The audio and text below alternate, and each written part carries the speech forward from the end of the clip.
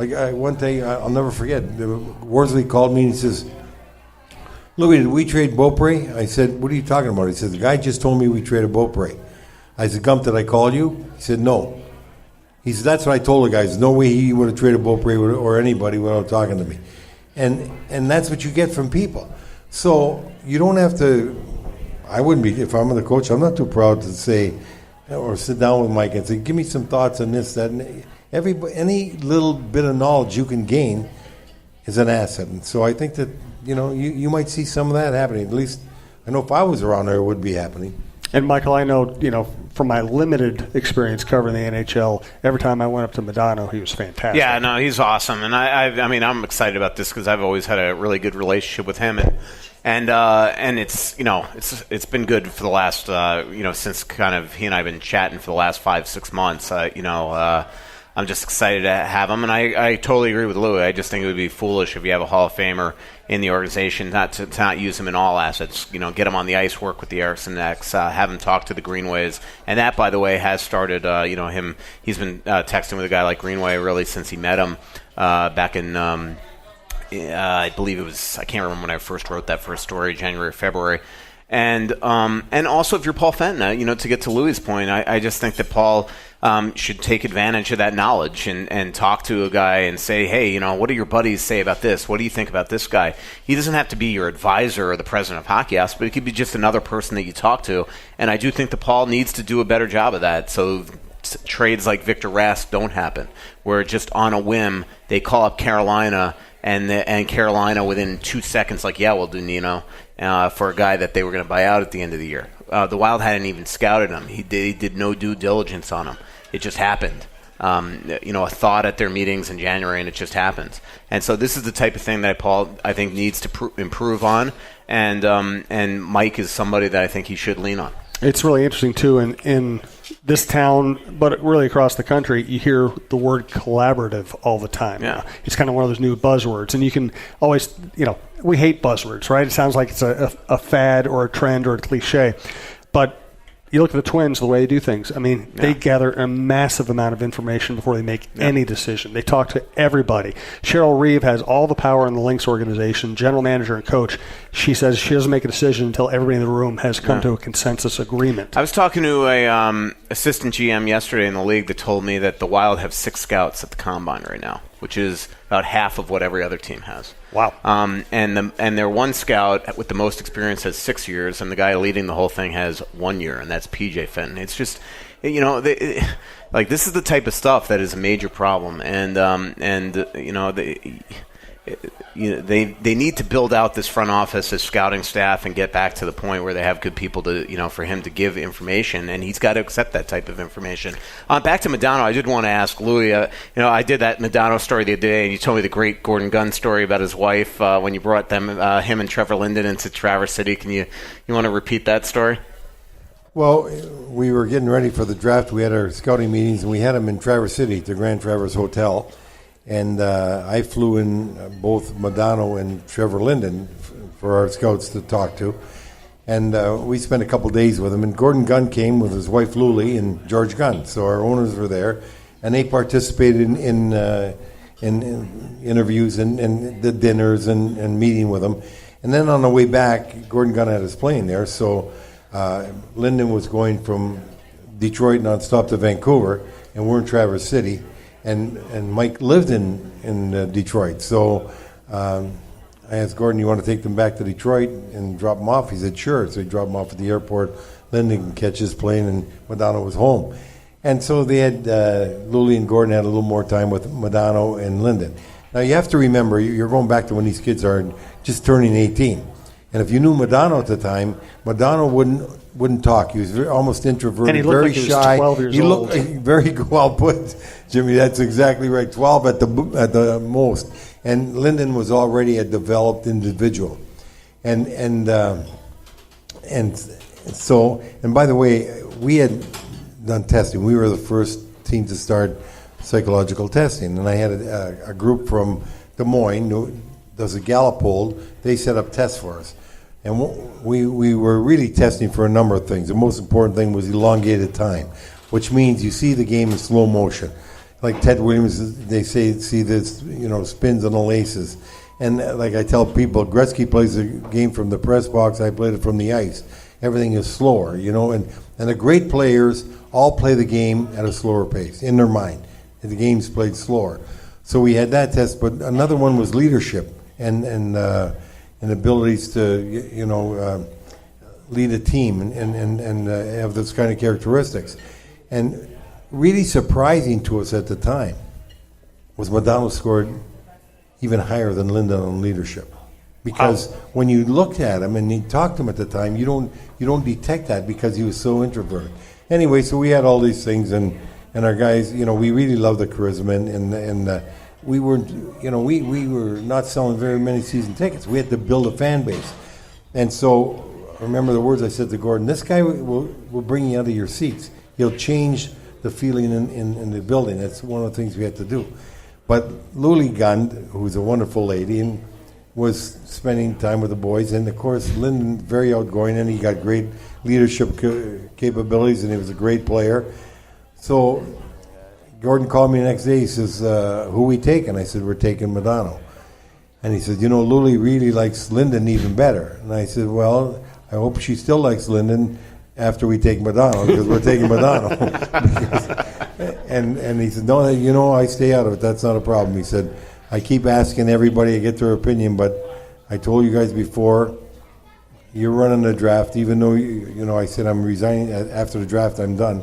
He said, "We'll make no changes. You're running it. That's it." So I will tell you one thing that has been a policy for me running this podcast network is we do not give psychological tests to the co-hosts. No. That would be something. That would be I don't want to know any more than I already know. Yeah. Hey, thanks to Tony Hoaglund, your State Farm agent who works out of Champlin. It's Hoaglund, Insurance and Financial Services. Just Google him. Tony, Hoaglund. He handles my insurance. He handles Michael's insurance. Hey, Minnesota sports fans. This is your local State Farm agent, Tony Hoaglund. I need you all to ask yourselves this question. If you're in an at-fault car accident and you are sued for $700,000, how much of that $700,000 will my current insurance company pay?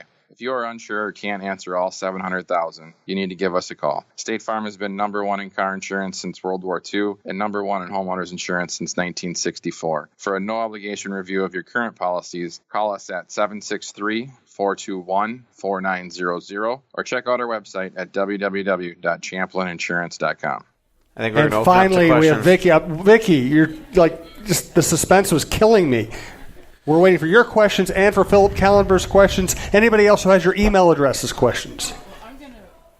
I'm going to wait on Philip's questions because how do you think the coach is going to feel about Mike coming in with his input? I suspect he will welcome it, but is that an issue? no, it's not an issue at all. One of the things about great coaches also want to pick everybody's brain. I can tell you, I talked to Lemaire after he worked with Babcock on the Olympic teams and stuff like that. Jacques and I spent a lot of time, discussing Mike Babcock's style, and Babcock was constantly asking Jacques about what to do here, there, and everywhere else. When you're confident in your own ability, you don't feel threatened by getting information from somebody else.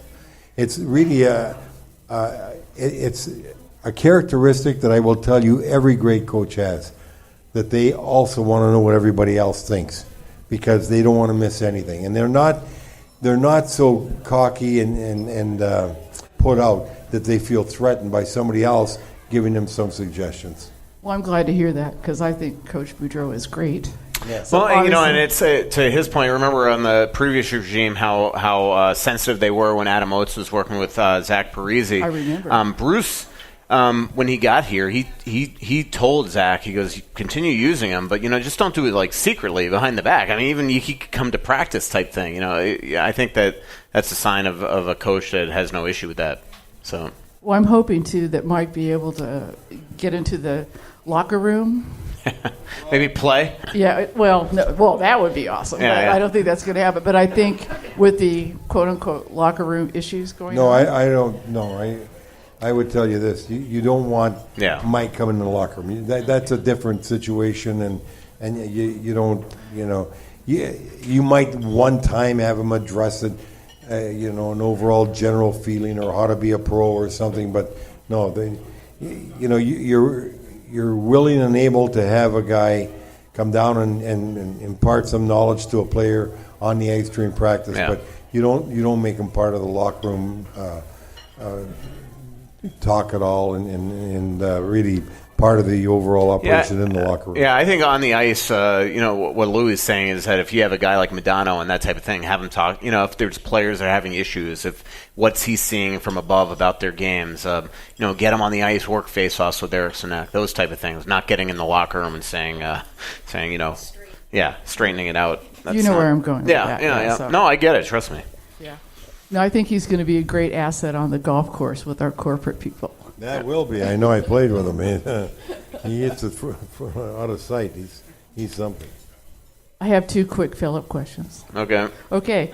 This is an NHL question, not a specific Wild one. Okay. In light of what GM coach Bob Murray did in Anaheim, has there been an owner who doubled as the GM? Has there been an owner that doubled as a GM? Not in the present day. Yeah, not that I can think. Way back when, Conn Smythe, I think, at one time he doubled, and I'm talking back in the 30s and 40s. Did Mario ever have input? I'm sure he had input into some of the moves, but he wasn't the GM of the Pittsburgh Penguins. Robitaille, doesn't he have he has a little bit of an ownership stake, doesn't he, in the Kings, or am I wrong on that? Well, it might be something. I don't know that he does now. Yeah. Gretzky, coach owner. Yeah. Right. Yeah. And assuming Koivu returns and takes on his responsibilities against opposing top lines, do you think it would track to pair him with the likewise defensively strong forward Foligno? Is he trying to say put him on the fourth line? Is that what he's saying? I mean, Foligno can't. Look, I like Marcus. I think we've seen him when he plays up. He's not going to ever be Tom Wilson. Foligno's in a good place where he is in the lineup. If Mikko's playing with Foligno, it's because he's been downgraded to the fourth line, which look out. Yeah. Got it. I think he had locker room issues before. Thank you, Vic. All right, Appreciate thank you. it. Thanks a lot. It's nice to have you here. Thank you. Reminder, Bite Squad sponsors the entire network. BiteSquad.com. Download the Bite Squad app. They deliver breakfast. They deliver lunch, including to your office. Dinner, obviously. We prefer you come out to Tin Shed to eat, but if you can't get out or you're elsewhere in the metro, use Bite Squad. Use the promo code TALKNORTH for your first delivery fee waived. And keep using them after that because they've been really good to us, thanks to Bite Squad. No more live questions. It's a big crowd. Come on. Everybody's so Nanne shy. This could be your only opportunity. I'll fire out a Twitter question from Chris Janos. From Chris Janos, what interaction was there, if any, between Suter or Fiala with Kaprizov? That one I don't know. I know. I will tell you this. It's interesting to me. So Dan Milstein, who's a very talkative agent, I emailed him to to try to confirm the fact that maybe Paul Fenton met with Kaprizov over there, and he didn't write me back, which makes me think there might be something to that. Because I know that Paul at least was going over there and hoping to do it, but it gets a little tricky there. This is a situation where if all of a sudden Team Russia knows that Kaprizov's meeting with the Wild GM, it could have repercussions with Kaprizov. So if you remember when the World Juniors were here several years ago, the Wild wanted to meet with Kaprizov in Montreal, and Team Russia absolutely forbid the Wild from talking to him. So the Wild had to give his draft jersey to his agent at the time, who's since been fired, and his girlfriend. So it's a tricky situation. I can't imagine Ryan Suter and Fiala and those guys were tasked with trying to recruit him, but my guess is that the Wild tried to that Fenton tried to get in front of Kaprizov to just continue to establish a relationship with the kid. So, from our friend General Soreness on Twitter, if Zucker is moved, doesn't the return have to be a defenseman? Same as Spurgeon, wouldn't he have to bring back a forward? Not sure that moving a forward for another forward or a D for another D makes any sense. Do you guys agree? I don't agree with that. I think it makes sense to try to get a forward for him, especially if you think that you might strike out in free agency. If he can use Zucker as an asset to get a top scoring forward, I absolutely think that's a path to go, no doubt about it. So, you definitely need more scoring. Yeah, you don't trade a scorer for a defenseman. You don't fill a hole by creating another hole. Exactly. So you really have to look right now. If the Wild are going to make a trade, any kind of trade, what do they need the most? They need a scoring forward and preferably a centerman. They really need a young centerman that's going to be around for a while.